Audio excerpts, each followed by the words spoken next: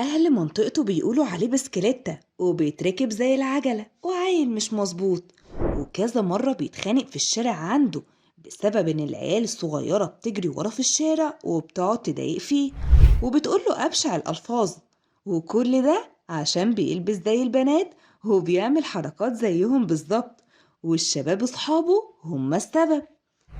تعال نقولك الكروان مشاكل اللي محدش يعرفه، وليه عايز يمسح فيديوهاته القديمة اللي ظهر فيها بلبس بنات. ده حتى صحابه بيهددوه بالصور اللي بينهم والفيديوهات اللي لو ظهرت حرفيا هيتهان وممكن يتحبس بسببهم. الكروان مشاكل شاب من منطقة شعبية ظهر على السوشيال ميديا، وبسبب انه شخص معتوه ومخارج ألفاظه كلها رايحة في داهية الناس اتفاعلت معاه وبقت تخش تسف عليه.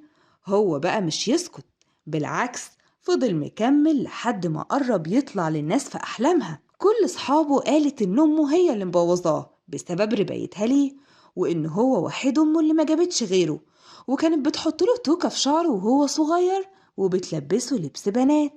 قال يعني من حلاوته يا حاجة، فعلا القرد في عين أمه غزال. ده حتى في التحقيقات فضح أمه وقال إنها كانت بتصورهم وأخدت 50,000 جنيه وهي واقفة من غير أي تعب.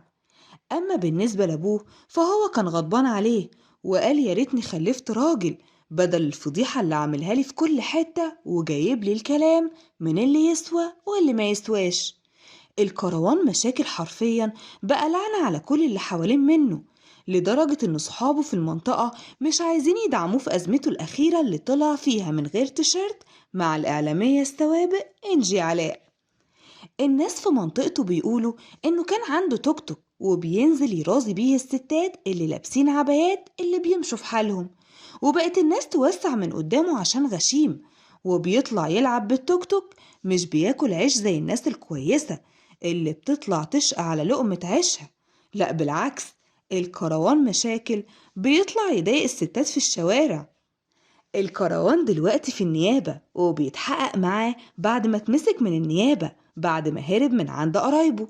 قال يعني الحكومة مش هتعرف تجيبه، وأكيد الكروان مشاكل هيتعاقب بسبب اللي عمله مع المذيعة السوابق اللي ليها سجل عند الحكومة، وطلعت وفضحت الكروان وقالت ده زي أختي ما بيعرفش يعمل أي حاجة.